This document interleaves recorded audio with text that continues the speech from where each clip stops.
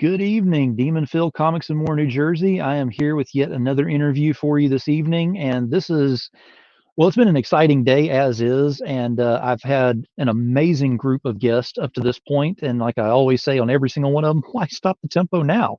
So we're going to keep this thing rolling, absolutely.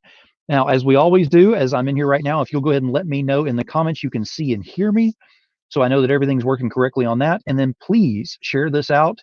Share it all over the place because we are so close to our 1,000 followers on YouTube. If I'm not mistaken, we're somewhere around the realm of 160 away.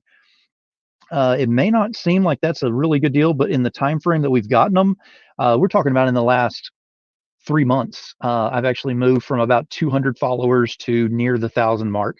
So obviously I'm doing something right, and you haven't quite gotten tired of seeing my face up here. Hopefully that doesn't change anytime real soon. Hey, Russell, I see you in the comments. Thank you very much for letting me know. Definitely, let's go ahead and get this thing shared out and get this thing ready to go. I am excited about this one. I've been looking forward to this interview. I look forward to all of my interviews.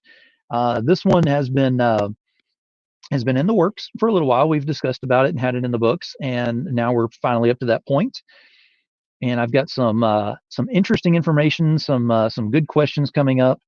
We're going to have some fun with this one. Yeah, Russell, I appreciate that. We never said we're here for you. Thank you very much. All right, give it just about another minute here to go ahead and bring everybody in, and then I will get to my sponsors. Hope everybody had a great day, was safe, did everything that they were supposed to, and was productive. Raj, what's going on? Thank you for coming in, buddy.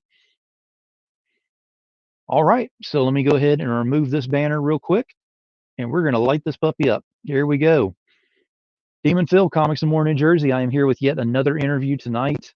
And yeah, like I said, I am definitely looking forward to it. We have had a string of some of the most amazing interviews that I've ever done because, still fairly new to this, believe it or not, but I am enjoying what I'm doing on a level that you could not comprehend.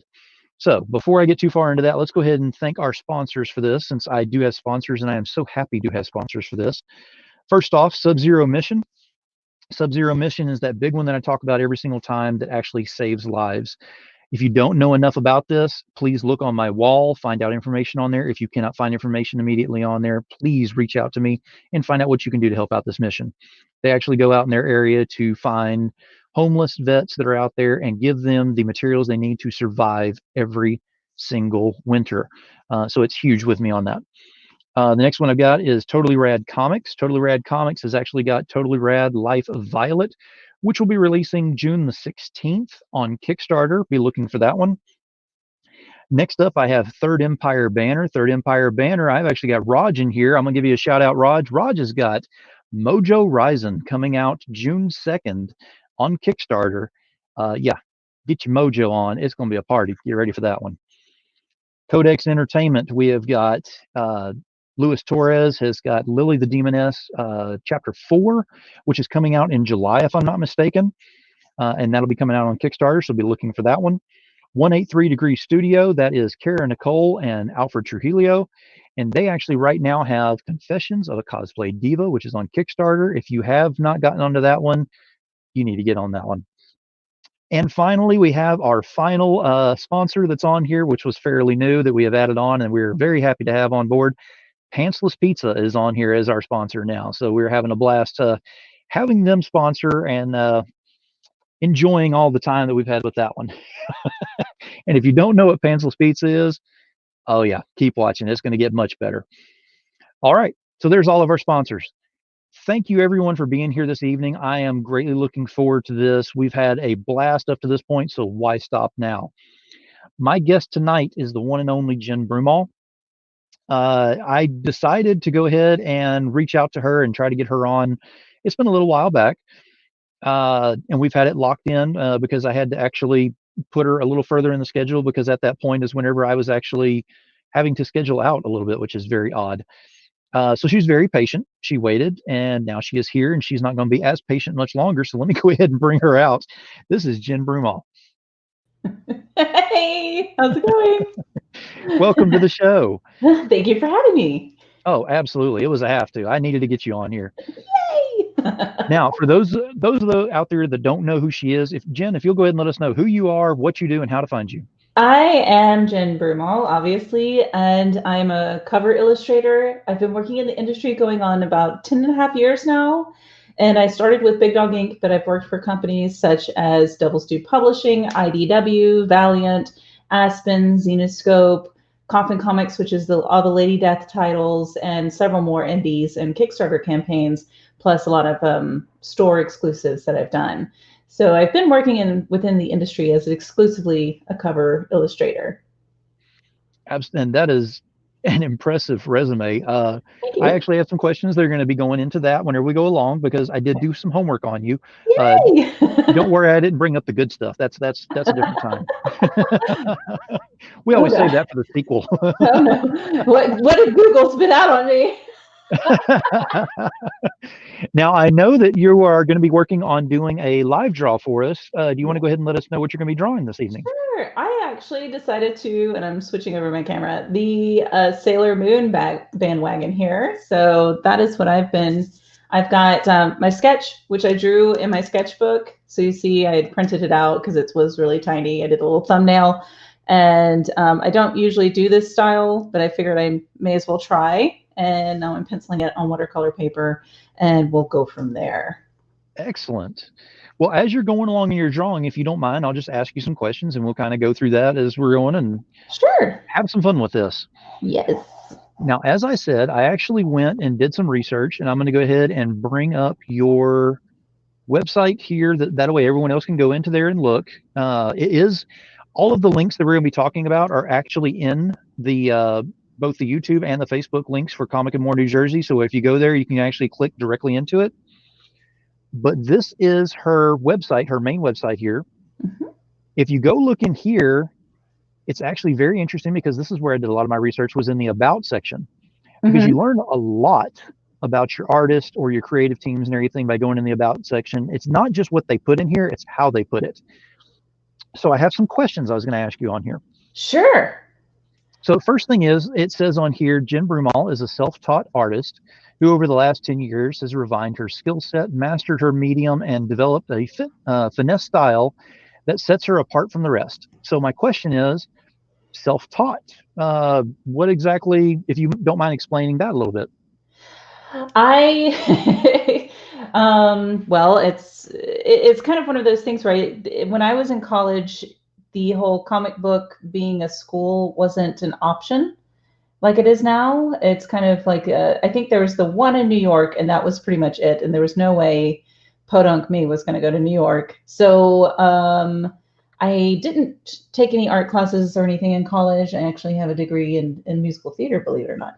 And I didn't start really like trying to figure out comics as a job until much later. I think I was in my mid to late 20s when I decided to really give comics a try, but that was studying anatomy and going on from there. I always grew up around art, but I was never really like formally taught. Does that make sense?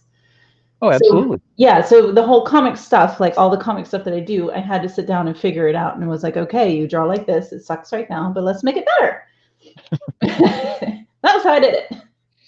But that's the best way to do it, because if you go through and you automatically have that mindset of everything I touch is going to, it's just gold anyway, so there's nothing wrong with it, and you can't find anything wrong with it, then you never can better yourself. True. I think that by the time you get to that point of like you love everything that you create, I think that then you might want to do a career change. Exactly. To me, it just feels like you've learned everything. So let's go on to learning something new, something that'll challenge you and be fulfilling. I would think that if I ever became very stagnant or settled with my style, like saying like with this, I don't usually do the anime manga style. It's not my traditional style. But neither is watercolor. So I'm mixing two mediums that are way out of my norm and just giving it a go. This could turn into a hot mess, or this could turn out amazing. So I don't know, but I'm playing with it. I'm jumping on the bandwagon, and we'll see where it takes me. Well, I'm pretty sure hot mess, whatever it turns out or whatever, we're going to have a lot of claims over here to the side. So Hey, Tom. Hey, Tim. Now you can see the comments. I was wondering if you could, Yes, because yes. Philip Russert has said hello in here. We've got, of course, Jim Noble is in here, and Tom is in here. Mm-hmm. And what did Raj put up here? I got a poo cover signed by her and Anna Jo, and it's going on video of her signing saying my name. She is my favorite. Okay, done fanboying. Yay! That was such a fun cover too. Oh my goodness. When I was told about drawing a Do You Poo cover, of course, naturally, I immediately snirked at the title, but because Oh yeah. I'm mature like that, I'm an adult. And, but then afterwards, I was sitting there and I was thinking, what can I do? What can I draw that would set my stuff apart? And then I was like, oh, duh, Dungeons and Dragons, and it all came from I wanted to draw Eeyore basically as a big dragon because I thought it would be fun, and it snowballed. So that was a really, really fun cover to work on. Interesting. I mean, that's and it's fun hearing you talking about things, because I've actually been on your show a few times that you have on Sundays whenever you're on there. And do you have a regular time frame, by the way, on Sundays that you do that? Usually Sundays are 5 to 7. Okay, 5 to 7, and that is Mhm. on the Comic Book Shopping Network, correct? Yes, the Artist Alley Shopping Network Okay. is the one that I'm on. I've been trying to do shows like at least an hour before as well to try to because I can get it to stream to both my Twitch and my Facebook. But yeah, the 5 to 7 is a definite. Okay. So definitely you need to go watch her show. It's a lot of fun. You learn a lot of things as you're going along, but she makes it rather interesting as we go along watching that too. It's a blast. And I don't mind talking shop either. So if people have questions, ask me. If I don't know, I'll just tell you, I'm so sorry, I'm not sure. And I've also had it where I've messed up live, and then I'm like, don't say the F word. And then I'm like, okay, looks like we're gonna do something else. What was it? There was one time I was doing a Twitch, and I had just finished the complete whole thing. And at the time I was working with Copics, but I also do highlights in white paint. And I didn't realize that I had ink, big like indie ink on my finger. And I went to blur out a piece of the white, and it just black right across the face. There was no fixing it. And I'm sitting there like, oh, you could see me. They said that I looked like I was internally just screaming and shrieking. And I was like, well, thank you guys. And then I turned off the camera. And then I did have a tantrum in my studio, but no,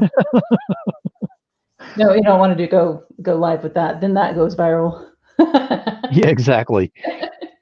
It's usually those kind of videos that are the most viral. I don't understand what it is about that. It's funny. It's funny to watch people lose it, but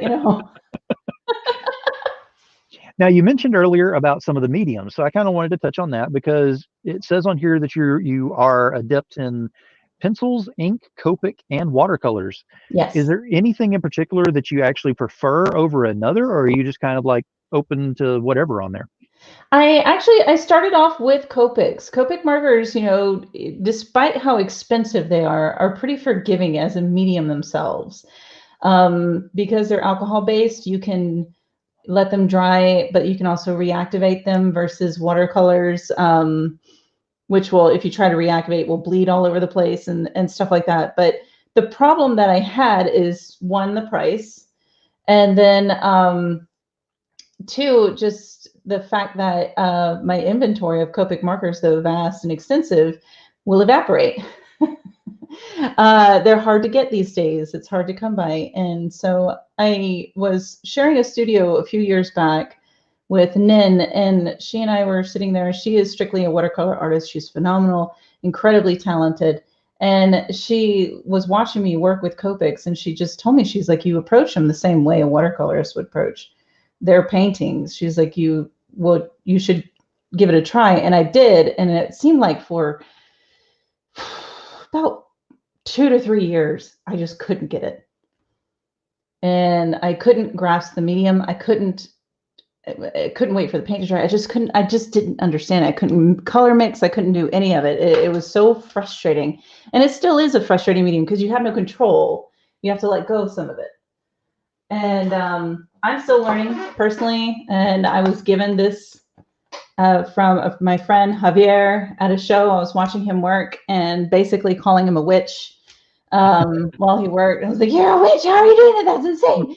And he gave me his travel palette, and then he gave me some, stack of paper that had a few in there, and he was like, "Just try." And I refused for a very long time, and then now I've been trying, and I've been having fun. I've done some larger paintings, but recently for hashtag Mermaid, I've been doing all these little mini paintings. So they've been a lot of fun because I don't have to stress about the details and can just have fun with pretty much just drawing gestures and painting and, practicing with mixing color palettes for skin tone and different colors. Like there's one that hasn't been posted. Mm-hmm. So, they're super fun and they're small, so I could get them done quickly. But yeah, that's been fun with this watercolor medium. As far as like my professional work though, I am still on pencil and ink.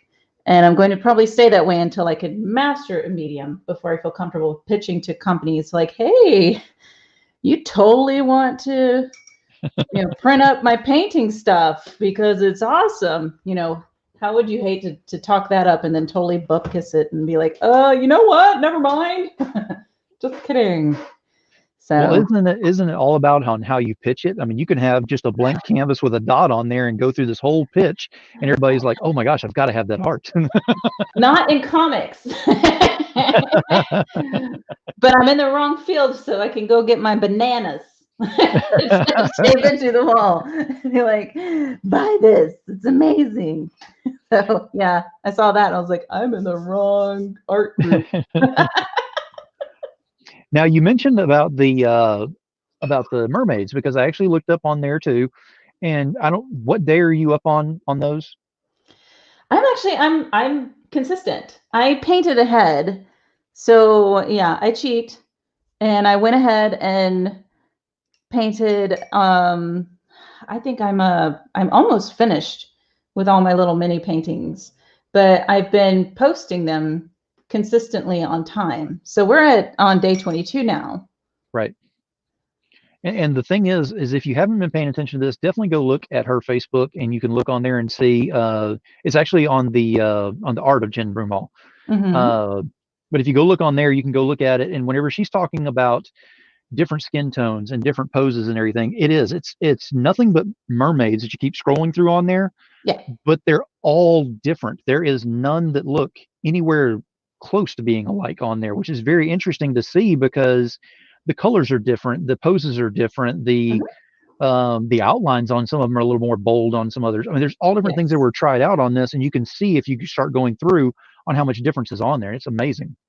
Yes, I'm just playing with it. I'm trying to figure out the medium. Like some of them you can see are pencil outlines. Some of them I've used multi-liners. It's really just an experiment by using the art challenge as a way to get more a handle on the medium really. And I do when it comes to these challenges like Inktober or Mermaid. I'm color mixing right now. I do plan ahead. Inktober, I'll have my own list and I will start creating, or at least I sketch them all out in my sketchbook, much like I did Yes. with this. And I do a thumbnail and then I'll scan it in and then I'll lightbox it and I'll bring it forward. But yeah, the biggest thing is figuring out color mixing for me. That was one of my biggest weaknesses when it comes to watercolor. Mm-hmm. I still think that I have a lot to learn. You can see I am working with a very limited palette. I mean, it does have a good variety, but it's not a huge, big variety of colors. And I'm putting stuff in my mouth and dropping things. But I am testing over in the corner. Excuse me. That's okay. But I play with it. I've been using it as a fun excuse, and I've also taken a little small break from comics. I'm not actively looking for work. I have been doing some stuff for my friends. Like I just completed inks for a cover for Josh Baylock with Devil's Due Publishing. I've got another one that we're trying to get the layout nailed down for Sora for her Aurora comic, and possibly Carnal in the future. Nice.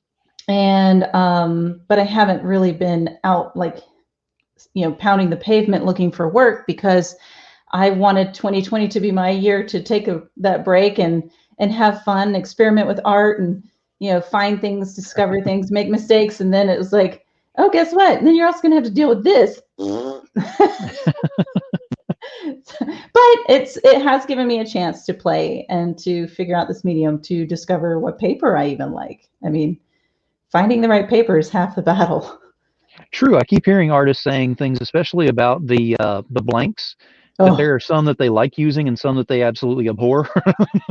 there's some sketch cover blanks that you like grab it and you touch it and you're like, when you hear like nails on a chalkboard and your skin crawls. That's what happens to us when we get that bad paper.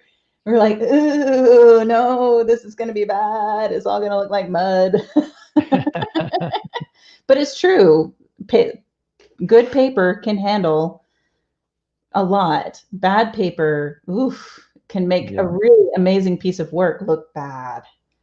Now, I've got a comment up here from Russell Allen. Mhm. He happens to collect just a little bit of Vampirella, and I say that in a very sarcastic way.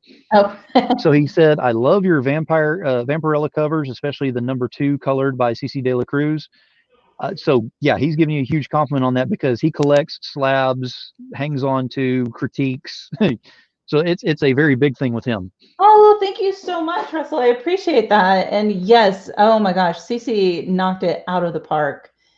And those are really fun too, because those Vampirella covers were at the very beginning of the whole I want to do what I want kind of mindset. And thankfully, I was doing them through a store, and Steve pretty much just gave me free reign. And he said, draw whatever you want as long as it's Vampirella for these. And he did the same with the Unnatural. Of course, they still had to be approved and whatnot, but they were all approved. And it was a lot of fun working on those pieces because I got to try something different and draw what I thought was beautiful. And so I think it shows. I think it shows for a lot of artists when they are enjoying themselves. It kind of sings through their artwork too. Exactly. Now, we do have a comment over here in going with the paper. I'm going to go ahead and bring this up real quick. So, this guy named Tom Hutchison said the BDI has the best sketch paper cover. So, I think he's a little biased on that one. That guy. Hey, Tom. Yes, the BDI sketch covers are very good sketch covers. They do have nice paper because Tom was there like when all of this stuff was rolling out, and he was listening to all of us artists over there basically complaining at shows. And so he sat down with a couple of us and was asking, okay, which ones do you prefer? What paper is good? So it was one of those times when you actually got to speak to a company that was going to be creating these sketch covers and give feedback and be like, please don't get paper that feels like this. This is good for Sharpies only. In the trash. Hey, Rob. Yeah, I knew Rob would be coming in. It was just a matter of time of him going ahead and jumping in. Thank you for being here, Rob. And we've also got Luis Torres is in here. Thank you for being here, Luis. And again, just so everybody knows, I had mentioned the sponsors before. Most of my sponsors are actually in here right now, which is amazing. So thank y'all for being here. Hey, guys. We've also got a question from Raj. He wants to know, will we see an art book in the future? Yes. Yes, you will see an art book in the future. I don't know exactly when. I know that that's, totally not big. But that was one of the plans for me, is to create an art book full of nothing but my stuff, everything from my sketches to finished works. And so that was the hope for all of this. That was kind of the catalyst. So we hope to Kickstarter that, but I don't have anything set in stone as of yet. I'm using, like I said, I'm using my time, hopefully wisely, to try to push that forward. Yeah, and Raj said, hell yeah. So I think he's a little excited about that one. Just a tad. Yeah. And Rob said, yes, he was up past his bedtime last night buying Goth Day goodies. Yay, Goth Day! Now, technically, if it's Goth Day, stuff like that, I mean, you don't really sleep. You go ahead and stay up throughout the entire night, right? I mean, that's the Goth thing. Exactly. What is sleep? There's no such thing. I only go in my, state, out of body state. That's Russell it. Allen wants to know if the original of that Vampirella #2 is available, asking for a friend. Uh, I think so, actually. Uh-oh. I think so. All right, you'll be getting a message from him, I'm sure. Okay, let me go ahead and get that for you, Rob. Hang on, let me put that up. It's actually in the link, too. The links are in the videos. So if you go up to the very top up there where it actually shows the introduction and all, if you say see more, it'll have the links right there. You can click directly on them. And there is the website there for you, Rob. Now the website just has a link to all of my artwork. It doesn't have an e-commerce. I don't have an e-commerce store up right now. So if you're looking to purchase some originals, we'll figure out a way for you to get a hold of me, because I haven't been setting up any stores or anything right now. I actually took my store down to revamp it, and then, life. Now, COVID-19 has become our El Nino. Oh, that needs to be a T-shirt. It really does, because remember when El Nino came and that was what everybody blamed it on? They're like, it's El Nino. So now it's all COVID-19. Oh yeah, that's a have to now. I hadn't even thought about that one. Yes. It shows my age. I remember El Nino being a thing. We're not going to talk about age. I'm not even getting in that one. I think people get surprised at my age. I don't know. Maybe it's because I accidentally it, but I got a bunch of whippersnappers in here that'll be all over me, so I'm not even going to talk like that. I don't mind being the fogey. It's fine. It's only a matter of just a few more years, and I'll be like, "Get off my lawn." I'm kind of like that now, though. Sometimes I'm like, "Really? Is this really for real?" And they'll be like, "Oh my gosh, you speak like so weird." But that's my kid. they're like, "Mom, you don't even understand." I'm like, I'm sitting there. What do you like talking about? I'm like totally rad. I'm with it. Okay, now let me ask you this: what inspired you to start drawing?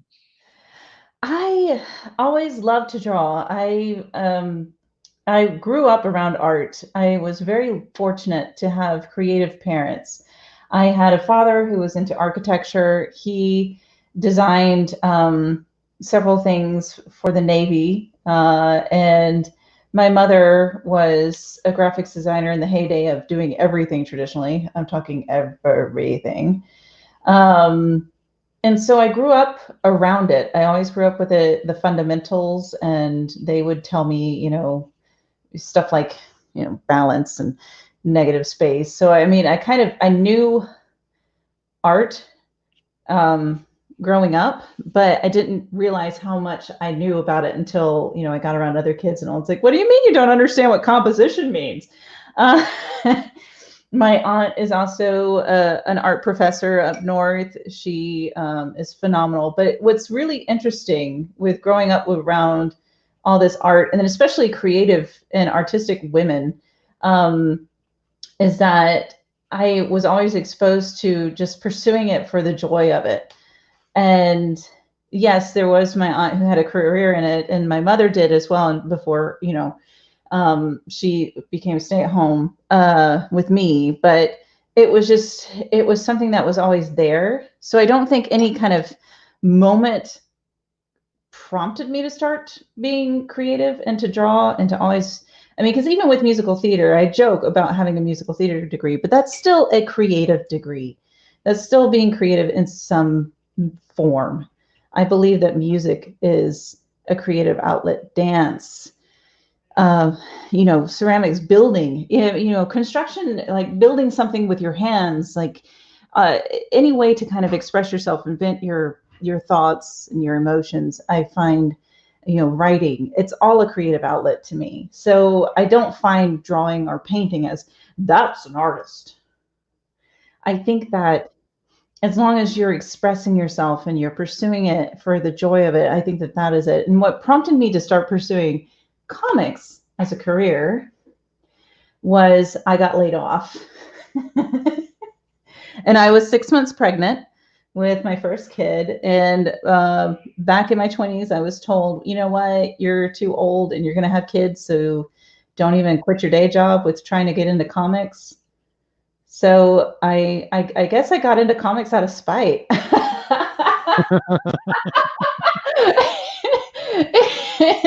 and now I have 2 children, and they tell me how lame I am. But hey, I did it. So, I'll show them. I'm going to become a very sought after artist and get it into comics. yeah. Okay. Sorry, that always makes me go back to like that Bender moment. I'll start my own casino. Exactly. Thank you. Forget the blackjack. That was me. Oh, this is great. We have the connection. I like that. Now, Philip Russert put a comment up here that I want to go ahead and bring up because I have seen this several times on his wall in process. You drew the siren on his X-Force Jam piece. Yes, that was fun. Yeah, because I know that is an amazing piece that he's got going on with that, and a lot of talent that's involved in there. Oh, jam pieces are so much fun. They're so much fun to work on, and it's really cool. They're fun to work on at the same time. They're a little what do I call it? Heartburn inducing, because we have that undercurrent of natural competitiveness plus admiration for other artists. I am usually on more admiring side, but at the same time I'm like, don't mess this up. But that piece was a lot of fun because there was a lot of good talent on there, and it was so pretty, and it was laid out well, and it was just, jam pieces are really, really cool. And other ones that are fun to work on are like when people come up to you with sketchbooks, not like pieces of paper, but an actual sketchbook full of artists' work in them. Oh my gosh, I love those. They're so, I get nosy and I flip through them.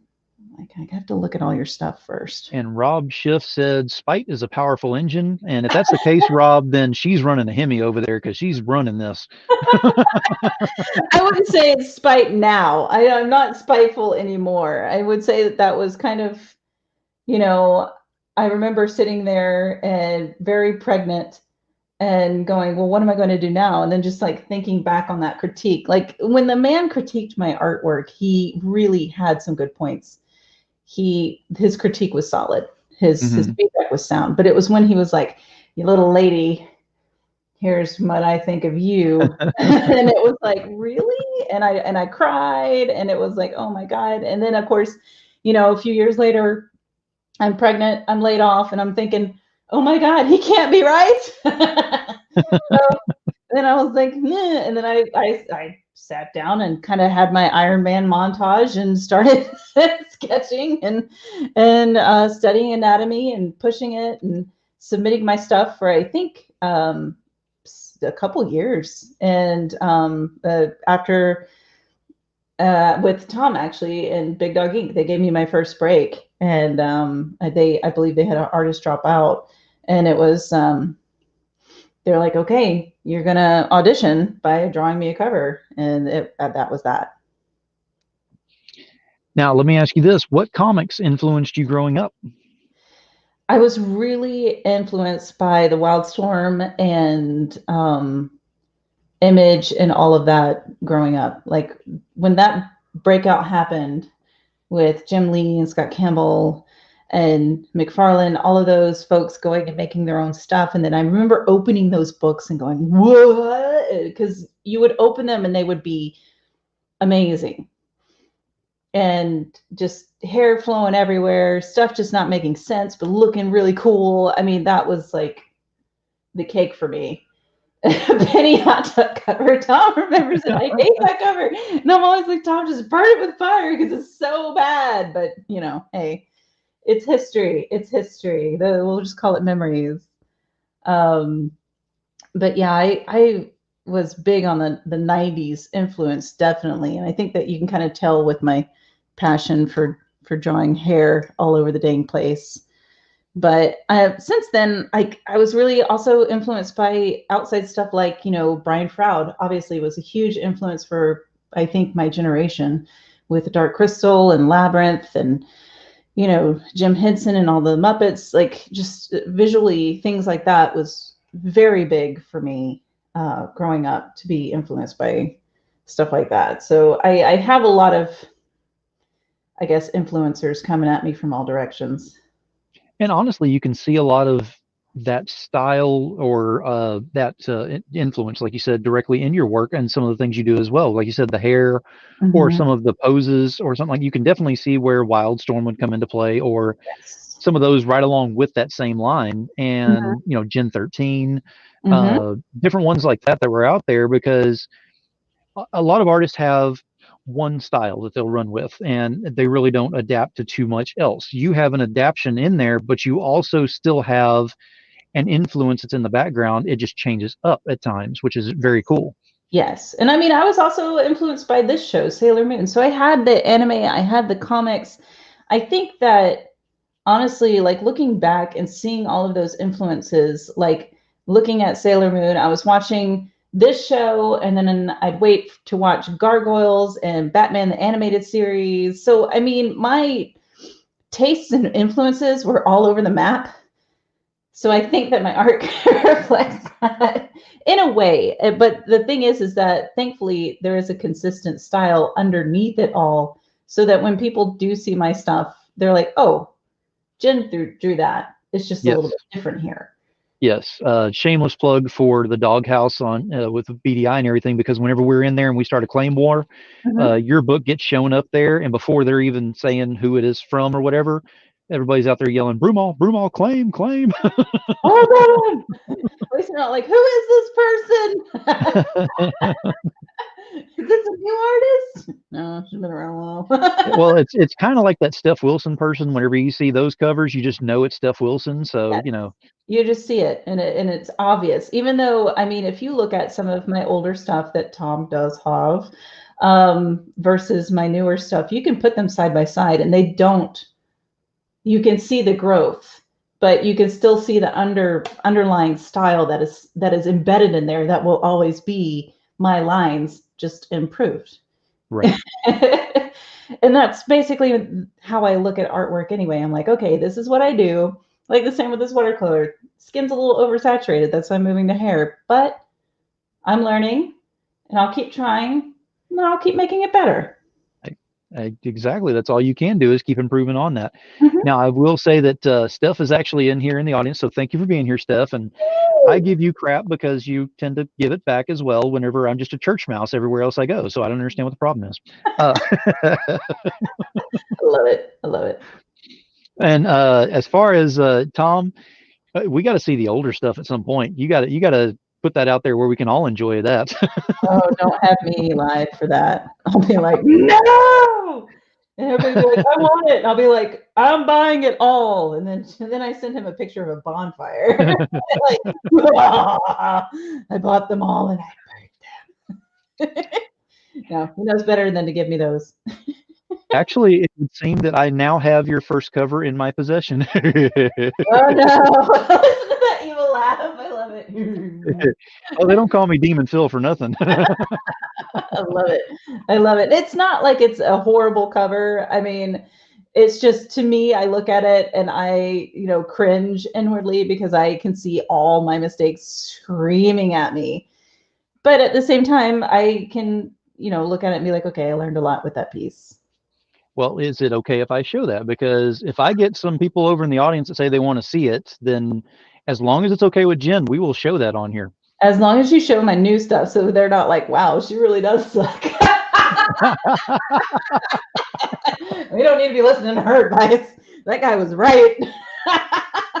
All right, I got several people in here. I need to know, do we want to see some of her first work? Because I have the first cover that somebody sent it over to me. I will not name any names. So now I have the cover to show off. I know it was him. Just you wait, Tom. Just you wait. Lockdown won't last forever. I will get you.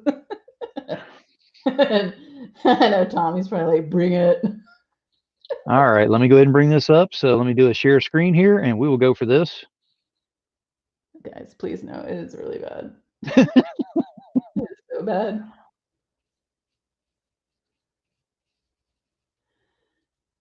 It is so horrible. It is very slow coming up. That's okay. She's hoping it'll crash. It was so bad it crashed the whole stream. Tom's like, it's not bad. He's like, Tom is like the proud parent. And there it is. It's all the scribble crayon drawings. He keeps them. There it is. If everybody can see that. So that is the Penny hot tub cover. That, yeah. And oddly enough, that was my second published, but my first drawn cover, because Tom needed something more immediate, and it ended up being the Triceratops cover. And that one, you know, it was funny on all levels because it has so many puns. And we, you know, because we're mature adults, Tom and I, you know, giggled back and forth with it, but it was a fun one to do as well. And Tom even said, LOL, it's not bad. Hey, Tom doesn't have any edits. We're actually doing pretty good on that one. But now you have to show something new so that you can palette cleanse. Come on. Come on. All right. Tom, send me something new. There we go. Oh, wait a minute. Actually have her first ever cover too. I won't say who's sending all this stuff, but they're sending all kinds of good stuff to me. Oh, yeah. Well, and another thing to also keep in mind is this is 10 years ago. So please remember that. Yeah, if you will send some of her newer stuff so I can show that off as well, because she has asked for that and I have no problem there. I like that vampy cover. Here, let's see if I can pull it up real quick.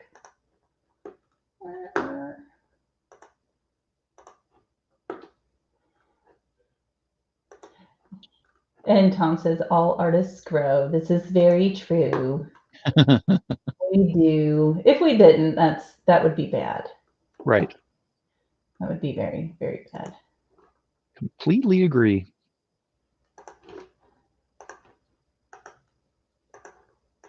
There's that link. Sent it in a private chat. Is that where I was supposed to send it? Yeah, that'll work. Tom just sent another one. I am familiar with this one. Yes. Okay, so we got some stuff to show now. Woo!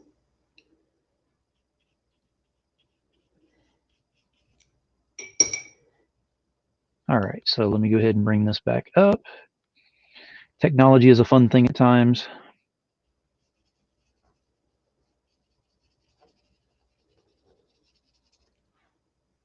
Yeah, we just finished homeschooling. So now we're officially in summer. What? All right, so here is first cover. Jen Broomall. Yes, that was the first ever printed one. And it's so punny. So many puns. It's the best. So there is that one. And then we have got here and bring up. Now we're going to show something a little more modern.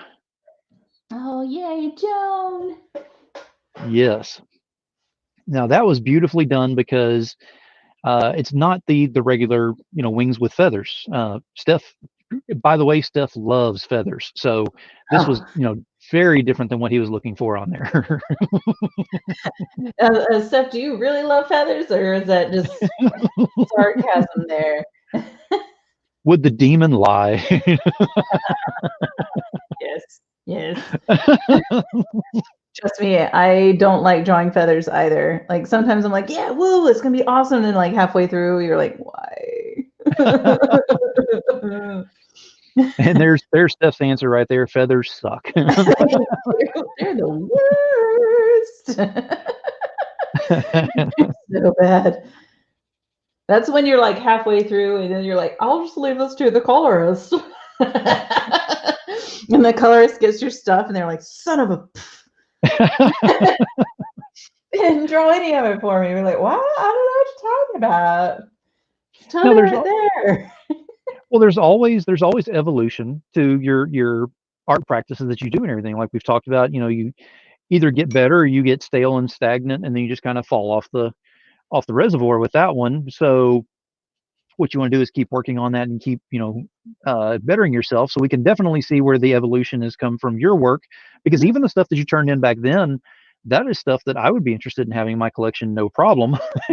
And then the stuff that you have nowadays as well. So you definitely have a style that appeals to not just myself, but many others that are out there as well. Thank you. Thank you. I try to, I always try to make it sure that it gets better, but I do my best to not totally drink the haterade when it comes to my old stuff, but I don't know. I just mark it down as like a moment in time and be like, yay, okay, it's all right, but this one's better. So you want to buy that one? Go get the new stuff. And no matter what you get, though, if you find me at a show when all of this craziness is over, I will sign it all for you guys for free. As long as you're not like coming at me with like a full big old stack that goes on for days, then we'll talk. But for the most part, everybody's pretty awesome. And it's fun Well, also to see people's collections. well, that pretty much leaves Rob Schiff not coming to your con then. Well, I think okay, let me rephrase that. If you bring me a big like I had one guy come with a large collection, but it was because it's hard to find me. I don't go to a lot of shows. Mhm. So we had a large collection of my stuff because it is a career of 10 years. Right. And for a while there, I was pumping 2 covers a month. And yeah, at least. And so he had a very extensive collection, but again, it's very difficult to find me because due to kids and family life, we don't attend a lot of shows. So I didn't mind signing that large collection because I realized that was someone's personal collection that they have been working on for a very long time. And they found me and they were able to bring it to me. It is someone who comes to me with like a large stack, but it's 5 of each. Yes. With a rep there to make sure that everything is Hmm. signed, and so that I'm going, this is going on eBay, so Oh yeah. I'm going to charge you now. But for the most part, I don't like charging for signatures because you took the time to find it, you took the time to hunt it down, you love it, so give me that stuff, and I'll make sure my Sharpie works. Well, I have a few covers, so I will definitely be looking you up whenever the smoke clears with all this and trying to figure out where I can get with you Heck on yeah. that. Yes, definitely, definitely. I don't mind. It doesn't bother me none. Now, as an artist, it always is said that art kind of speaks to you. What kind of art speaks to you? I Well, I fall in love with a lot of pieces actually. I like everything from stuff that I'm seeing on Instagram by all these amazing, like my Instagram is full of nothing but watching other artists. I don't watch celebrities unless they're celebrity artists. And I really just sit there and ogle these artists from all over the world, and they're up and comers or they're established. They're animators. I've really been enjoying, animator stuff. Lightbox Expo is something that I would like to attend one day, just as like a nerd to go. But I also like the old school stuff. Like when Shane and I when we went to Amsterdam a couple years ago, and I got to see Rembrandt paintings in person for the first time. I actually sat there and just like almost broke down and crying because they're so beautiful.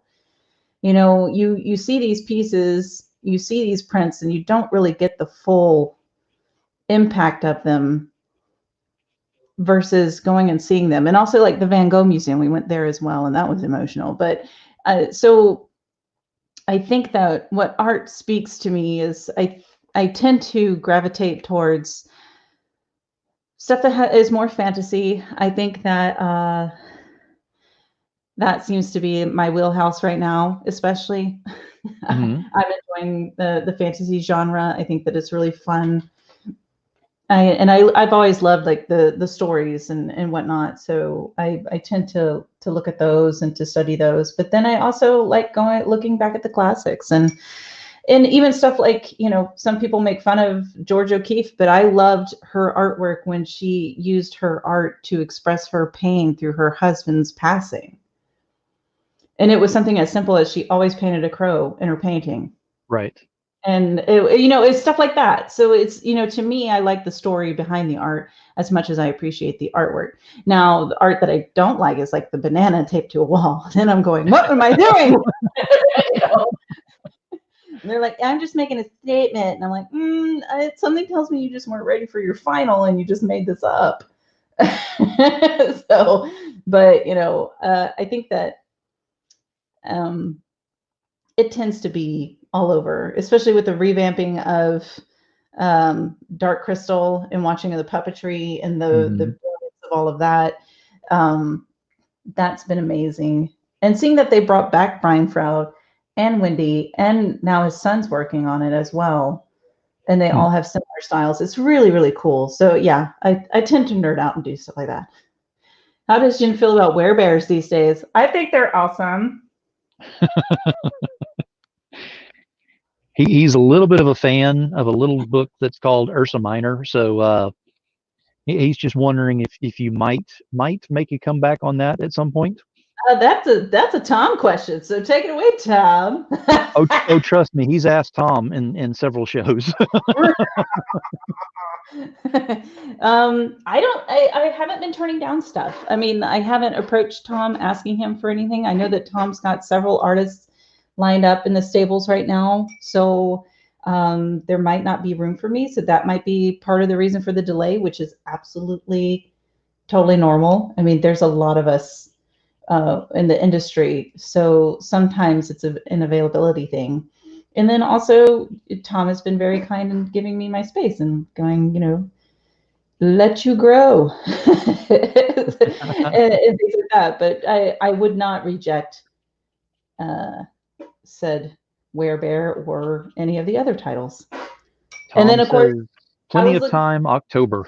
There we go. So I remember like Tom and I were reminiscing on designing General Ginger and giving her the monocle. And I was like, she has to have a monocle. But that was it. And he was like, okay, all right, she's going to have a monocle. And then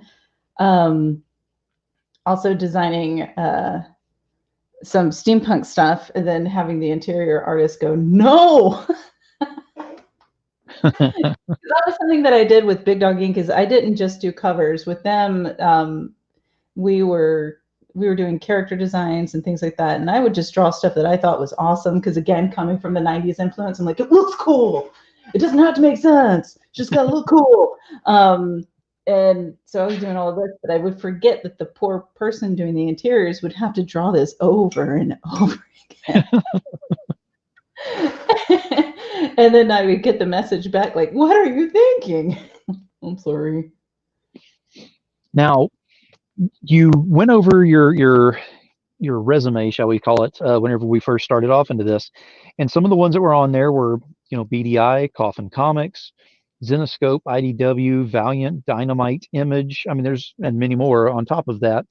Mm-hmm. Is there anyone that's on your wish list that you have not worked with that you would like to work with? I'd love to work with Top Cow at some point. I love that they post their talent searches, but I can't apply for their talent searches because I've been published, and I don't do interiors. So, but I would love to work on something for Top Cow. I would actually, and I'd also, kind of a bucket list for me would be to do some sort of Alien cover. Because the Alien franchise, now there's something else. It's totally left field. Like everybody's like, oh, she loves fantasy and pretty stuff. And I'm all like, but I also love aliens and they're ripping out your chest. And but all that stuff is visually amazing. Like look back and look at the designs. It was so iconic. And then also I love Sigourney Weaver and Ripley. And so, yeah, huge Alien nerd. Oh, Sorry. I would love to see you do a xenomorph in your style and have that much color and depth to it and all. I think it would look pretty cool. It's so much fun. Oh my God. Because I like to draw monsters. I like to draw monsters in the teeth and the drooling. And then, of course, you don't really have to, with xenomorphs, you have your kind of base, but you can also warp them into doing whatever because it's all based on what they're being born from. Does that make sense? No, absolutely. And so you can totally change them up. But yeah, I would have so much fun. That is definitely a bucket list for me. But it's like people look at my portfolio and are like, really? What? Yeah, that would be so awesome, don't you think? But that's a perfect example of going outside of your wheelhouse and trying something totally different that you put your style into something that is established like that. I mean, the possibilities are kind of endless on that. It would be fun. So I let her draw snake girls, as what Tom said. He did. I did get to draw. It's like they're kind of like naga dragon-like snake girls. So they're pretty, but then it's like the bottom half is like this whole snake thing, and they're all wrapped around each other. It's really fun. Um, so yeah, monsters are a lot of fun. I think that's when Inktober is a lot of fun for me because Inktober I use to let the kind of my darker side show. And I have had it where my fans who've been following all of my social media, they see these cute mermaids. Yeah, there's the snake dragon ladies. Mm-hmm. And I like the juxtapose there. You got something beautiful and yet threatening. That is Um, great. thank you. But definitely Inktober is stuff where I'm drawing like Wendigos and things. So yeah, they're probably like, "What happened to you? Are you okay?" But I mean, I'm just looking at this piece here, going, there is so much color, so much depth. I mean, just the hair alone has got so much wave and so much, volume to it, and then it also shows a lot of the shimmer in there, giving it more of the even more depth to just the hair alone, and then going with everything else. I mean, everything just bleeds together perfectly. And yeah, that is CC coming in on top of what I've done line work wise and just making it like blowing it out of the park. And she's done that often with my work. CC, I work with about 4 separate colorists because I don't understand digital coloring. I'm trying to learn it because I would like to be a one-stop shop.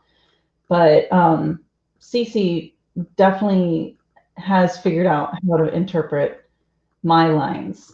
So she and I definitely work very well together. Kate Finnegan is also another colorist who colors my stuff very, very well.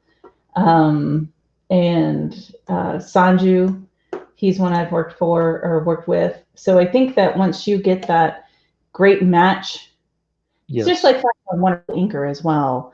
But when you find that match, it's really amazing because really amazing colors can bring up an average image. Oh, But if I you, completely agree. I mean, it can go from good to great to wonderful to epic just in a matter of the symmetry being involved. yes. And so I definitely have to, give my, tip my hat to Cece, to Ula, to Sanju, to Kate, to all of them for, working on my work, on my lines and interpreting my crazy. Because not only are they interpreting mine, but they're interpreting every other artist that they color. And that's the biggest thing right there, is that they're not doing simply one style. That's what everybody doesn't understand, is whenever you have a colorist, they actually have a very broad spectrum and they have to adapt to everybody. Yes, and then it's like, some artists, like for example with this piece, there's only a small indication of her nose. Most of my pieces I have a pretty well drawn out nose. Like that's what Cece and I actually will talk about extensively, is my obsession with noses. And not like one time she colored it and I'm like, "Stop, Michael Jackson, don't make it look like Michael Jackson nose. They're not all skinny. She actually has a bridge there." But in other artists, they don't give a really large indication, so they have to make that guesswork of making this flat thing into a three-dimensional object through coloring. And some of us are, will spell it completely out for us, and other ones will leave wiggle room for them to interpret and make changes. And I think that good colorists will color on top of your work and make it look all right. Great colorists will look at your work and step it up by understanding what's there and taking it a step further. And what I'm meaning by that is they understand the planes, the anatomy, they understand how hair works, they understand how clothes work, So, and then I've come across colorists who are growing, who are like really good at one part, but struggling with the next. And so I'll toss them what I know they're strong with versus giving them something that they're going to struggle with and maybe get that to practice with. Right. And that makes total sense to do that, because that way you play on your strengths, not your weaknesses. Exactly. Like if I know an artist is struggling with coloring hair, don't color my stuff. Right. not when you have a deadline. Like color my stuff if you need to practice coloring hair. Right. But don't color it if you are going to submit it to work until you've gotten a grasp on it, because my stuff is like hair everywhere and it's going to just make you frustrated. But, it makes sense. My stuff will just make you mad, versus like I've seen some who can make clothes look like. Now, Mark Brooks is not a colorist. He's a one-stop shop, but the way the man colors clothing and folds, holy crap. Yeah. I sat there and I watched it, and I've screamed at the screen watching him work and be like, "You're a witch!" I do the same to Bob Ross too. So I mean, there's a lot of them I'm screaming at. But yeah, the way that he can do clothes, well, he can do anything and it looks amazing, but his fold game is strong. And like another artist that I really look up to, who is also a friend, is Megan Hetrick. Hetrick. I'm sorry, Megan, for totally killing your last name there. I apologize. Her use of color, just color in general, is phenomenal. She understands not only just having a really pleasant image, but setting a mood. Like she did a Vampirella cover that the face was completely in shadow and you just saw the eyes glowing. That's right. Yes. Yeah. And I was like, what? But that's just setting a mood to a painting. But it was amazing. And the way that she uses color and she manipulates light sources in order to do, to make her effects and to make her end pieces is just phenomenal. So there's a lot of my peers in the industry that I look to as, wow, you're incredible. I don't look at them as inspiration of what I can do, because I'm never going to have their hands and eyes, but I can look to them and scream at them and then be like, how does this makes no sense. How are you doing that? And they're like, oh, it's so easy. And then you're like, shut up. Let me go back over here and practice. And Tom says he's got Mark Brooks' Voltron Lion sketch. What? Yeah. Jelly. He gets all the cool toys. Jelly. So jelly. I've sat there and at a show and watched Mark work, and it's just like he's so, to me, so fast. And I'm like, wow, it's crazy. So what is your favorite piece that you've done? Let's think. I think it used to be, and I'll send you a link to it. It used to be this Princess Mononoke piece that I did. And it's going to shift. It's going to shift here real soon. I did it as a print. And of course, Studio Ghibli is another thing heavily that I love and adore. But the reason why it's one of my favorites is because I learned a lot from it. I re-inked it, I think, like 5 times, because it was when I was going from inking with multi-liners to using a quill, and to figuring out that some of those different inks will bleed all over the damn place, and I didn't know that. And then I was using Copic markers, so I was not using watercolors at the time, but I colored it, I believe, like 5 or 6 times. And I learned so much during that piece. And then there was a lot of frustration. I got mad, I threw it away. And but because I learned so much, it became a favorite. I recently sold the original. Just this in 2019, sold the original. That is nice. That's got a lot of stuff involved in it that actually just molds together perfectly. Thank you. But that was a piece that I learned so much from that it became very personal. But, you know, my style has evolved since then. And I have a feeling that I'm going to be doing a painting here soon that is going to be very similar and that I'll become emotionally attached to and be like, I can't let go of it. It's my baby. But it's pieces like this that I learned from that become kind of like, you know, the stepping stones in my education. And then I really struggle with letting go. And then you see the big leap in my style, in my work, and then I'll hold on to it for a while. Now, pretty much anything else, you can have it. I'm not clingy when it comes to my artwork. I do know some artists who get really possessive of their originals, but I'm all like, no, it's fine. As long as you're going to give it a good home, then by all means, appreciate it. It's just in my drawer. So, what has been your most memorable fan interaction that you've had? Oh boy. Okay. Okay, I'm switching cameras. One, I'm letting paint dry. Most memorable. Because there's a lot. There are a lot. I will say, how about I mention a couple because I don't have like a most. Okay. But I think that, well, one of my most memorable, one of the top ones was when I did a lot of designing of characters for BDI back in the beginning, like with their Legend of Oz series, with Joan, with Critter as well, and what was it, Schoolgirl, and we had a Joan of Arc, a General Ginger, and my friend Crystal dressed up as Schoolgirl all come up to my neighboring table because I believe me and Natalie were sitting next to each other at the time, and Natalie had just done several covers with those characters on them. And so they were going to her table because they, were showing off the characters. But I got excited because I had designed those. And then to see them in real life was like, I was shocked.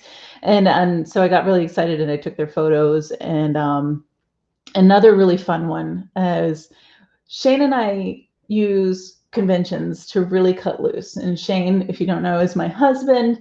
He is my better half. He is a major support of all of this crazy stuff that is comics. And he's my number one sales guy. But we also like to, cut loose because he's in HR, so he gets to have some fun at these shows and doesn't have to be totally PC the whole time. But he bought himself a Batman mask. And he's great, and it looks great on him, but he has these ears that stick out. And it's hilarious, and it's just the cowl, and it's a good mask. But we were sitting there, we were doing our stuff, I'm painting and whatnot, and people were walking by, and there was this little boy, and he had that flat stare on his face, and he had to be like 5 or 6 years old, but was just done. He had walked around that convention. He was done. He was tired. Nothing else was going to be cool. We were just like, and he was dressed up as Batman. And Shane was talking to his dad, and of course they stopped. And he goes, he was so done. He was so tired, and he wasn't complaining verbally. It was just his body language was just showing, and it was so cute. And so Shane kneels behind the table, and he puts the mask on, and he jumps up, and he's like, "What are you doing?" Here's the poop out of this little boy, and then of course, then he gets excited because it's Batman, but of course it's just the mask with Shane's ears poking out. It's great, and the little boy's front teeth are gone. And he's like, "What happened to your teeth?" And he's just smiling ear to ear. And then it's like Shane threatens to punch the tooth fairy to get his teeth back and stuff. But he got so excited, and he stopped having a crappy day of following his parents around. And it's stuff like that when Shane and I get to be at shows and we get to goof off and we get to have fun with fellow nerds, because we're all there in our nerddom. And I think that that's the biggest joy that I find when I go to shows and when I get those interactions with fans and with attendees, with fellow artists, sitting down watching someone work and screaming at them that they're a witch and, things like that. But it's so much fun to be able to go do that. Like we did one Dragon Con, which y'all knows is a party show. But we did it. We usually take the kids, so we usually have to be, you know, more subdued. We have the kids around, so we got to take them back to the hotel before it gets too crazy. But one year we had no children, so we bought lightsabers because that's what grown-ups do. And they're battle lightsabers, so you can legit hit. And we're like, this is better than counseling. and we went to like this party, which was wonderful. It was like this after party, and we're like, okay, we can actually do these now. And we went in, and of course, everybody's using lightsabers like giant glow sticks. And they're having these like little, you know, there's a dance floor, but then there's like groups of people fighting in like certain like little circles. And like Shane was like, okay, I'll go and I'll play. And this girl had some like, she was this little mousy, wispy girl, but she had some rage. And all of a sudden, it was like the Sith came out. She was like, she was like, oh my god! And I was like, she's mad.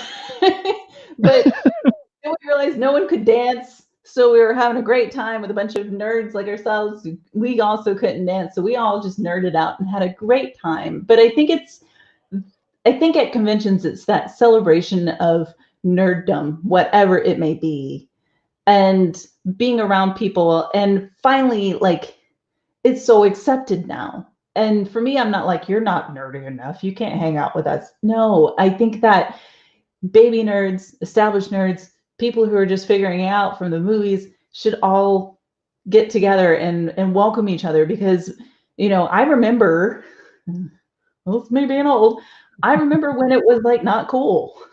Mm-hmm. I remember when people would be like, that's so weird. and actually hiding that I would read comic books from my friends in high school. So like we go to some shows and we run into people and they're like, I had no idea. I'm like, no, because I would have gotten the crap beat out of me.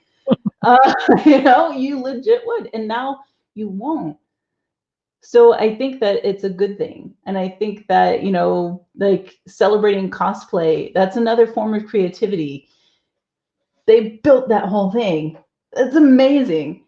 And I just absolutely love it. So yeah, I chased down a woman dressed as Ripley from Aliens 2 in the machine. She was walking out. Yeah, she made it out of cardboard, and she was like walking down. And I like, Shane's like, where'd you go? And I totally chased her.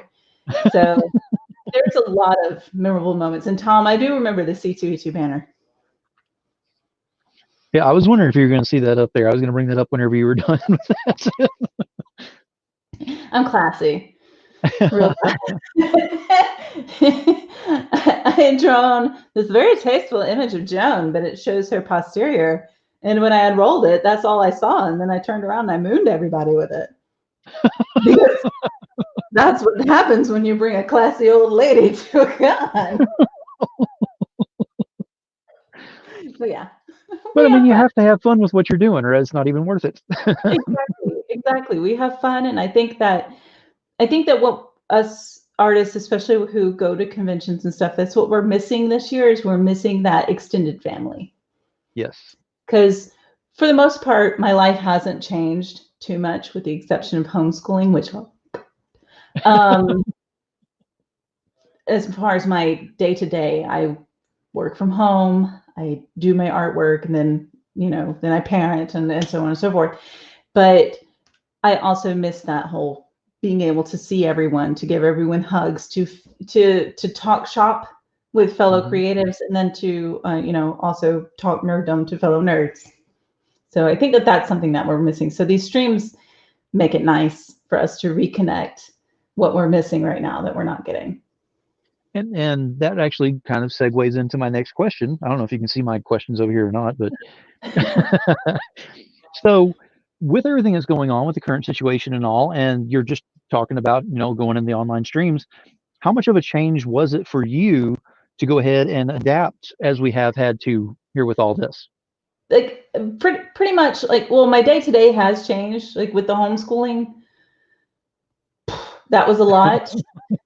Because I have a 10 and a 6-year-old. And so, yes, so trying to keep them on track and keep the grades up. And then, of course, you know, I felt like, what was it?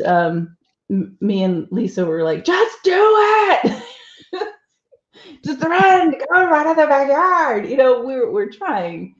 And Shane is working from home. Thank goodness he gets to work remotely. But it's also a lot of like stage screaming, but in whisper form in the house. Stop fighting!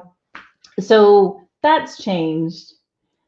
And I don't get as much work done, but I do carry my sketchbook around all the time. So I'm constantly drawing and sketching up stuff. But I don't get that break that school gave me. So that's tough. So I get that on the weekends, and that's a lot of vodka. It's not vodka, don't worry. It's rum. Mine's vitamin C and champagne.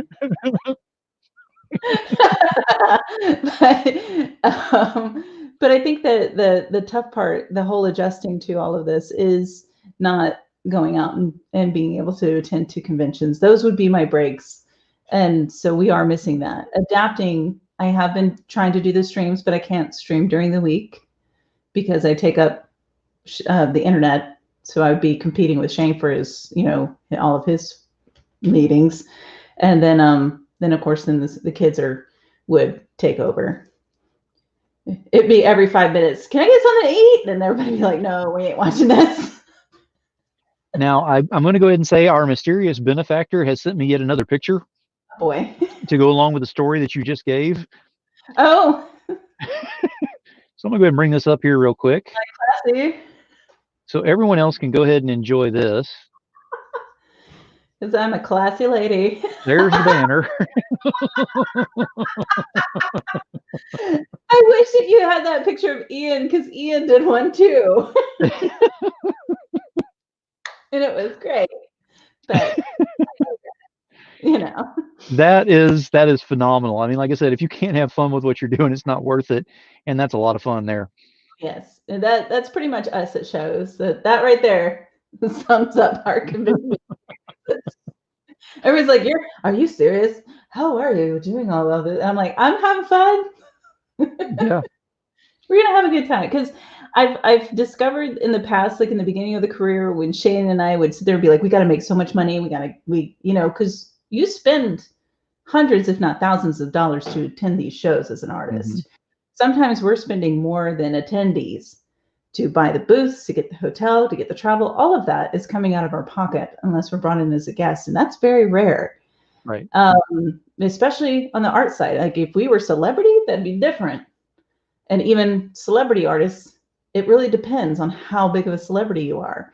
So we've spent all this money, and if we go in thinking, oh my gosh, we have to get at least this number, we end up so stressed that it reads, and then we end up not, even breaking even. And then once we realize, if we're just having fun, and our experience is fun, so the attendees' experience is going to be fun, hell, let's just have a party. We bring music, we have a great time.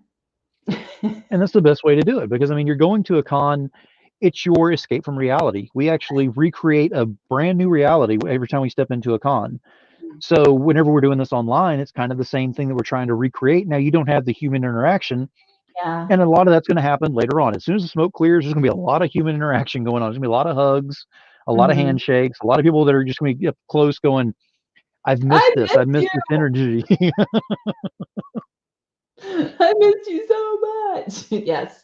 And it's creating a whole bunch of new friendships and new interactions that are going on there too. I mean, look at what I'm doing, with my end over here, because I can't wait to see you at a con, to see Tom, to see some of the other ones that are out there. Even Steph, I've met him once before, but I could stand seeing him again.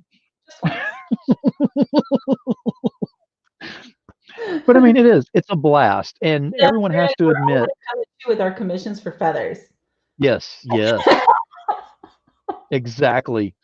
See, wait a minute. I'm going to put this on record. Jen Broomall, just put this on here so everybody that's live and everybody that will be watching this. Steph Wilson wants your commissions as long as it has feathers. Feathers. And fire. He's just going to be drawing rocket ships everywhere. That's a great interaction. I don't know if I can explain that one on YouTube, but that one was fun. Technically, we're on YouTube and Facebook, so we don't get away with all of it just yet.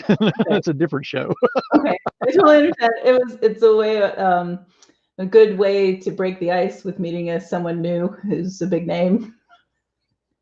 As I tend to not remember names. I'm a face person. Like I know that I've dropped a few on here, but it's just because I've actually talked with them and learned. It started associating faces with names. But I tend to remember people's faces first, and especially artists that I admire. Sometimes I won't know their name. I'll just know their work. And so I've actually, throughout the 10 years, I've stumbled across some really amazing people, had no idea who the hell they were, and promptly stuck my foot in my mouth. But thankfully, most of everybody has been really amazing and kind of, laughed at my expense. So did I. And we've had fun with it. But there's been a few where I've, been like, whoa, I'm glad we're friends now.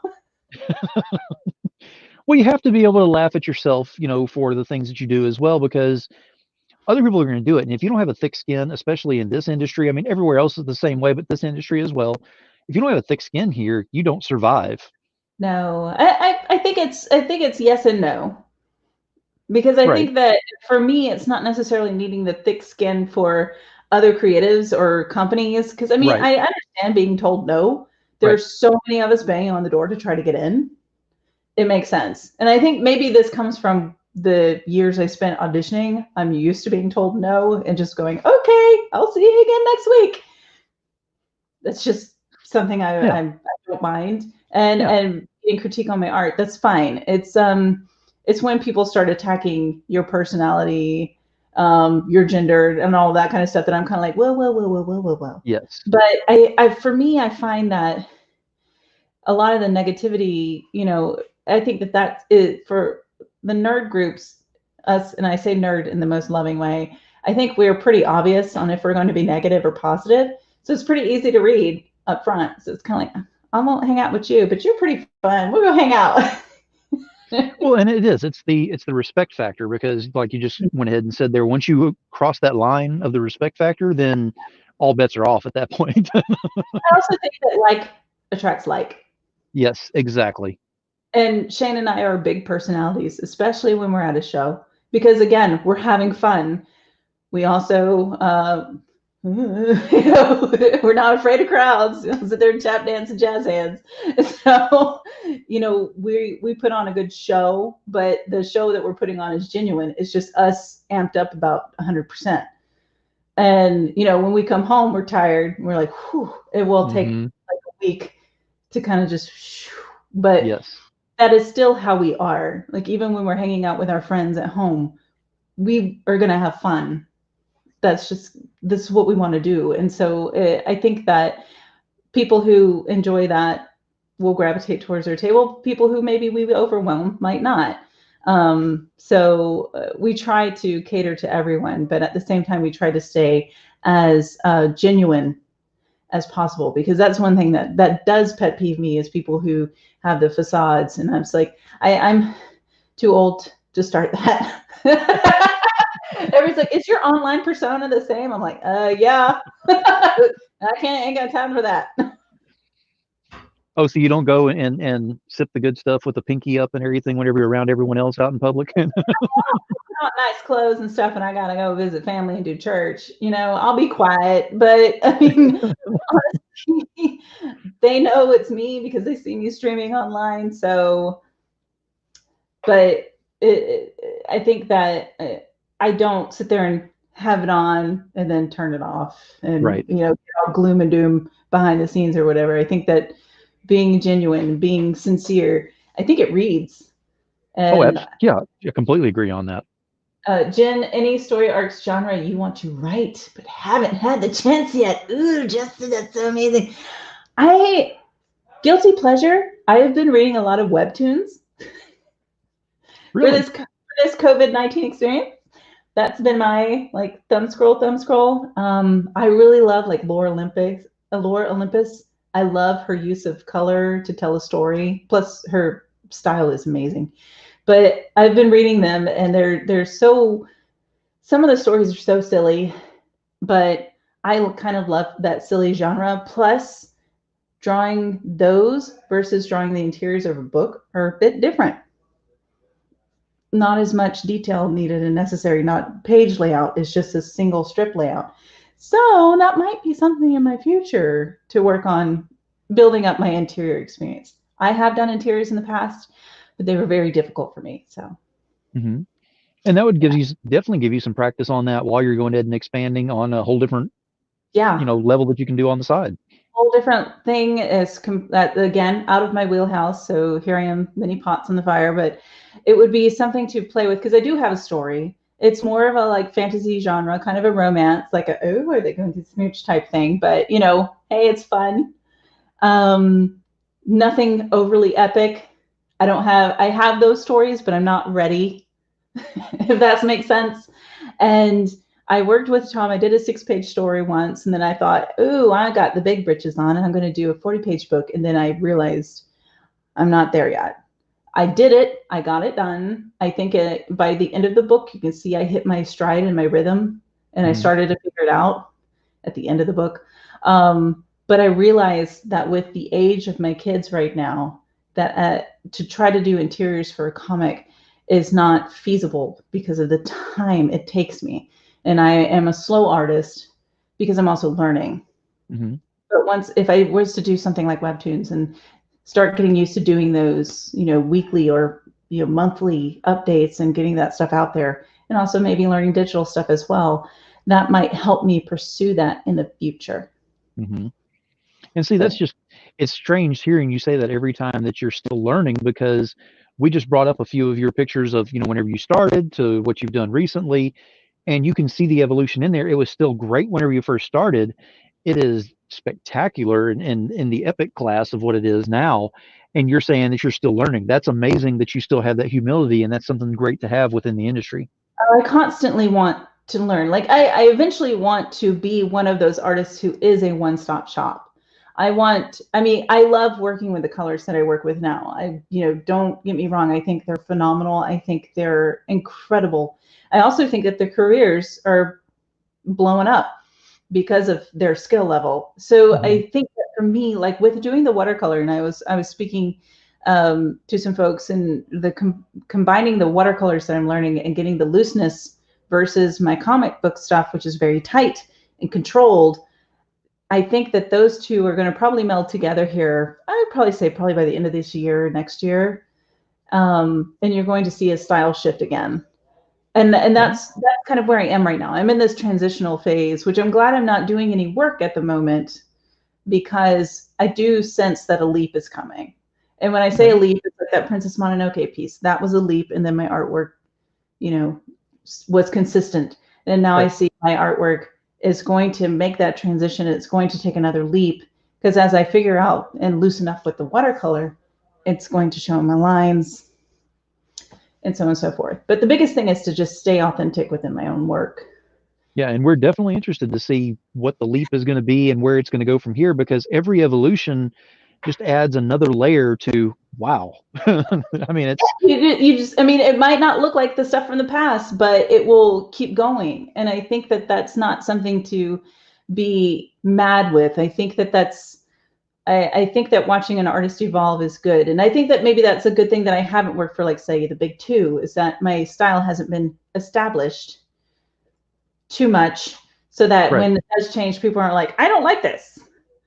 So I can take those, those steps in the journey, and I can keep going and not have people resistant to it. And that does make total sense. And that is another thing that I did notice in reading up on you, is that you have not worked for the big two at all. You're doing all indie work on all this, which is great. Any aspirations to get in the big two, or you just want to stay within the indies? I think the big two would be fun. I think that it would be, I've been scouted several times, and which is not a bad thing, because I have had them knock on my door and then, turn around and slam it, which is the way it goes. But I think that the problem that I have is that sometimes the idea of you actually being a legitimate working artist isn't real until you have worked for the big two. And I don't find that as a true statement. No. I think that the indies or small publishers, if indie seems like a sneaky name, is not a bad thing. I think that the indies have more wiggle room to tell bigger stories, to tell different stories, to experiment with different genres. Because you have, classic superhero looks. You have, slice of life. You have stories like Saga. I love that book. It is all over the dang place. I mean, you've got people with television heads. It's amazing. And then you have other books like Monstrous, which visually, holy boop, it's amazing because it's beautiful inside and out. And the story is intriguing. And so, like, I think with the indies and with the small publishers, which are not technically small, I mean, they're all over the place. They're in comic shops throughout. I mean, I don't understand what the word small means other than it's not Marvel or DC. Right. And I think that you don't need to be attached to both of those to be considered like it. Right. Now, it doesn't hurt. And I think that having a career in either of those two is also not a bad thing either. I just think that it should not be the only thing. I think that an artist's body of work should be more of what tells you what goes on. And I also think that, artists in general need to get more love. Oh, I completely agree. Yes, yeah. I completely agree. That's one thing that from my side over here, because of course I don't have an artistic bone in my body. I can't draw a stick figure straight. It's just not going to happen. But from my side, being a fan and being able to look behind the curtain at the level that I am now, you can see a lot more of what goes into it, because before it was just, I would go to my LCS, I would look and see what, looked good to me, whatever. And if it was a decent price, I got it, whatever, it's fine.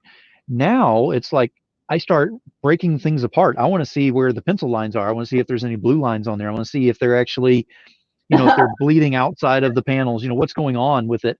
There are different things that I'm looking for on there. It's almost like I'm editing the stuff that I'm looking at, but it also shows me some constructive criticism on the artist that I'm looking at as well. So that's a very big thing that I look for. And it's fun to look at the meat and potatoes of everything. Yes. Like seeing all of that the sloppy stuff is fun. It's really fun to see where the beginning part to the finished product. And, I think that that's usually what I do is I end up following artists and falling in love with their artwork. And like I said, lately I've been falling in love with artists, and I'm finding out that they're animators, which animators are amazing in their own right. And apologies, she jumped in my lap.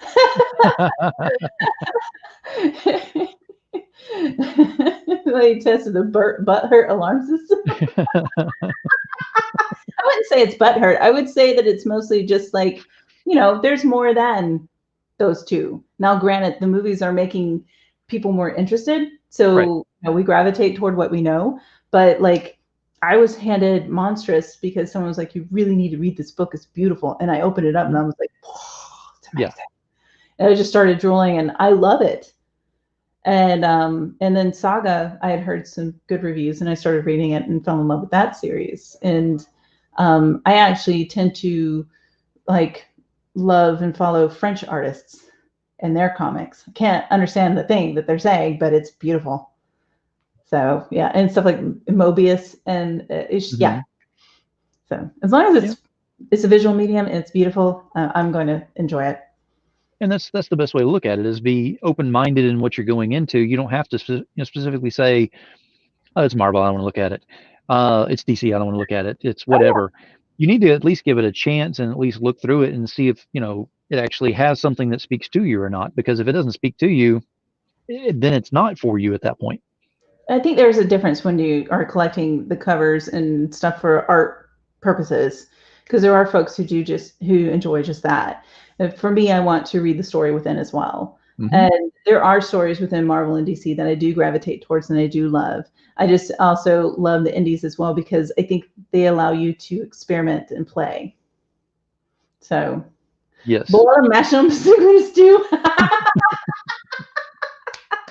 I love it. Now, for other new artists that are out there, what advice would you be giving them? If they were new and trying to break in, Yes. don't give up. Hmm. And it's like just study, study, study. So like if someone gives you that horrible critique of go back to studying anatomy or work on perspective and practice, those are tried and true. It's good advice. It's stuff that we hate to hear, but it's for realsies. And but I think that also, like like I said before, don't stop your growth process and keep submitting. Find the companies you want to work for, find their submission process, and start submitting work. And if you feel you're ready to hit deadlines, go for it. But hit those deadlines. Yes. Number one mistake. Yeah, you get one shot at it. That's all. I mean, if you're able to eat crow and say you're sorry, that's good. I've had to do that before several Right. times where I've bit off more than I could chew. But I think that that's also something that we learn. And I totally feel like a Bond villain now. Yeah. She's even like a little white cat. She's my dog. See, that's kind of like that should be my line because the bald head and everything. I should be like, yes. Tell me more about your career. Now we have you, Mr. Bond. I love it. I love it. No, she's tired. She's like, oh. Now you have several fans that are in here now. Several fans going to be watching this later on and everything. Mhm. What would you like to say to your fans? I miss you.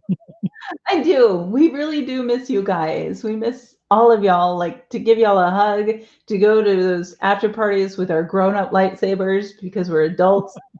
I mean, we really miss hanging out with each and every single one of y'all. And we miss talking shop with you guys. We miss talking nerddom ideas of who would win what. Yeah. And Shane misses wearing his Batman mask and doing the basically it's Shane's impression of Bad Dad. Because he'll totally do it and be like, Jen, get back over there and start drawing your questions. Shut up. We may have to get Bat Dad to do a cameo in here at some point then. I can hear him right now. He's screaming on Call of Duty.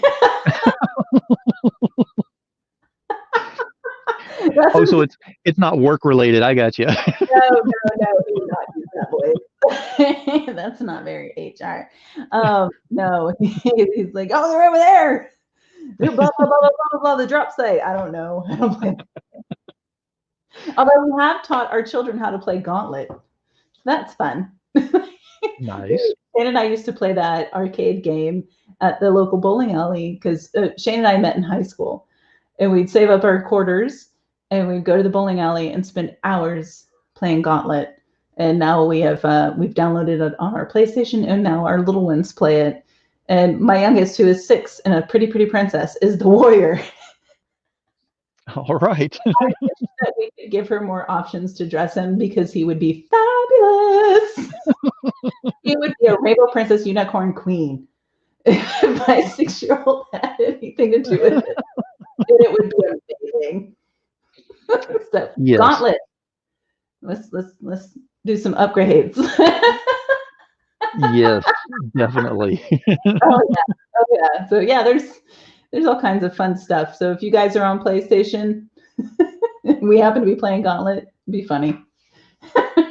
Honestly, I haven't had a game system, and I can't tell you how long. But I was a manager for GameStop for 5.5 years or so, something like that. So I kind of got burnt out because I had everything. That makes sense. I played video games when I was a kid. So like Super Mario was my jam. Like I had the Super Nintendo, I had the Starfire. I did all of that. And then I just stopped. Like once they started adding more buttons, I was like, it's complicated. And like Gauntlet and Little Big Planet are about my speed. All the other stuff, and especially first person, I'm motion sick, so I'm all like, Shane made the mistake of giving me the remote once. He's like, hey, you guys, I have to go to the bathroom. My wife's got the controller. And they're like, she got stuck in a tree. And the person pointing out going, I can't figure out where to go. So yeah. Too much fun with that. Now I know you haven't finished the sketch, No, it's the drying right drawing on now. there. How much time do you think you have left on that? Do you think? I'm gonna have a pretty good amount of time. So I got Okay. her up. It's drying right now. Like there's a couple pieces that are still a little overly saturated, but I'm gonna go in here now and start with watercolor pencil Okay. and start working on that after I do. Like I guess people would consider these the flats. Right. So I've got her basic skin tone, her hair, and then we'll start adding some other colors. But I want to flesh out the skin tone a little bit more.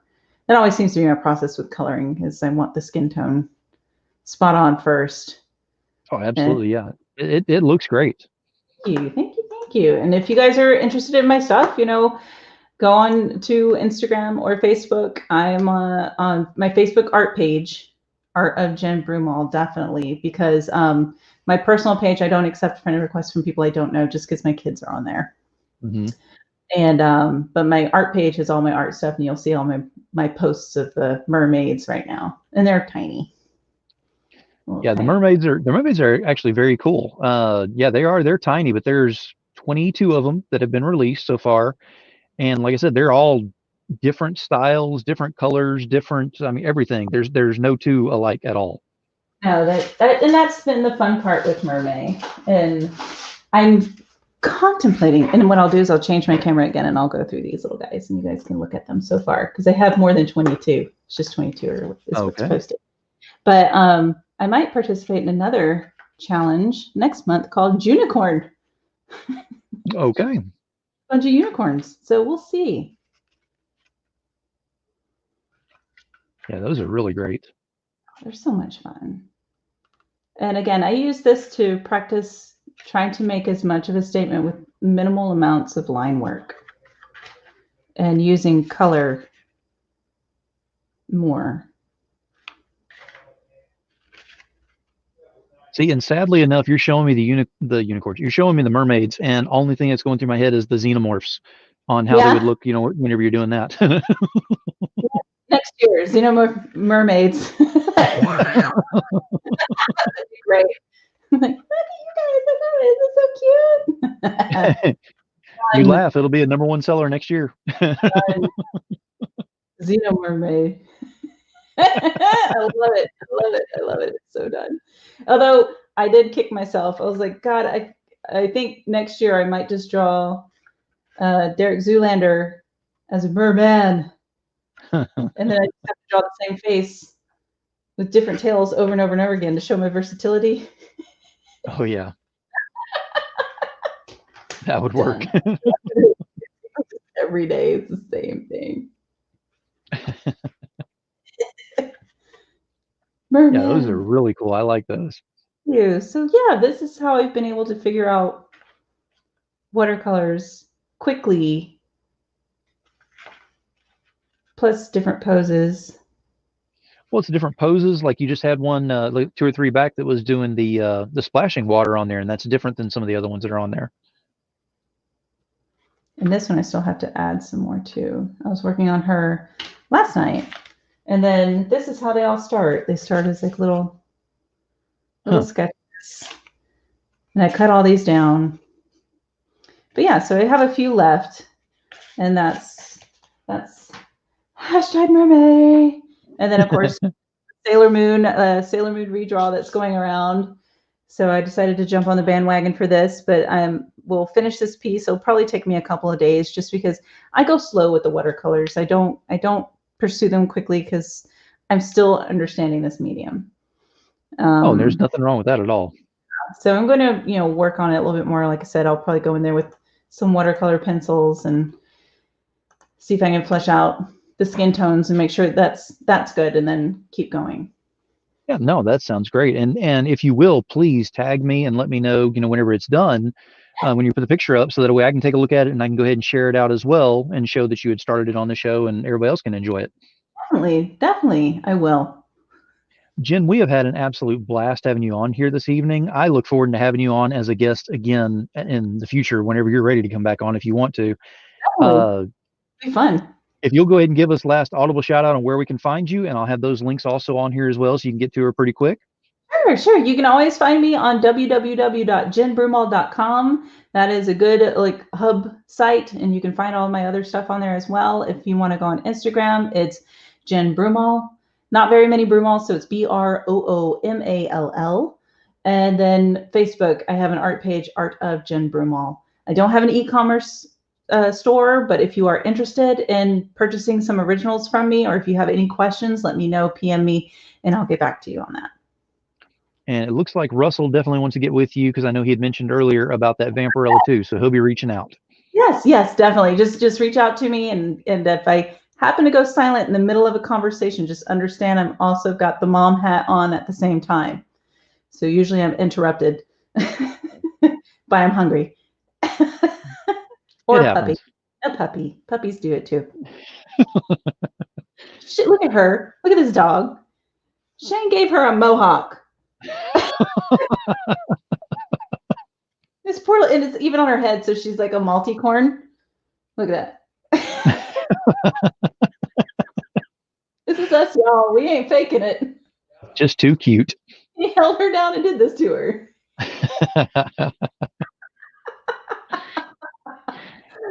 Jen, thank you very much, and I look forward to having you on again. And everyone else, definitely reach out to her, try to find their stuff, and start following her, and see what's going on over that way. There are a few more mermaids coming out, then we go into unicorns, and before you know it, it's going to be some xenomorphs coming out. Some sort of xenomorph or xenomorphicorn or something. Ooh. Xenomorphicorns. Oh, there we go. You need to hashtag that one pretty quick. Just beautiful, majestic, terrifying things. All right. Thank you very much, and you have a great evening. Thank you. Thank you, guys. All right. Had Jen Broomall on here. We had a blast with having her up here. We laughed a lot more than I thought I was going to. My stomach is actually hurting a little bit. No, it was not that kind of alcohol that was in my cup. So, you were wrong on all accounts. So keep guessing. But no, it was fun. We had a blast with this. I always have a closing statement, and tonight's going to be no different than that. As you always know, I never script anything ahead of time, and I never write anything down while I'm going along. So tonight is all about never go ahead and present yourself as who you are not. Jen really represents this whenever she goes out and goes to the cons and does whatever, she is herself 24/7. That's who she is, and that's what you get. So why don't we go ahead and act the same way? There's a lot of things that are happening out the doors that we cannot control right now. There's a lot of people that are upset. There's a lot of people that are scared and, trying to figure out what's going on. Does that mean that you actually need to change? Not necessarily. Adapt to your circumstances, yes, but change who you are, no. So don't change who you are. Be who you are, be genuine, and make the world a little bit better for yourself and those around you. And hey, maybe one person putting a ripple into the water, you never know. Maybe it'll hit the bank before you know it, and we'll hit some other people on that, and everyone else will change. Sometimes it takes one pebble to start it. So that's how I'm going to close this out. Demon Phil, Comics in More New Jersey. Keep it indie, y'all.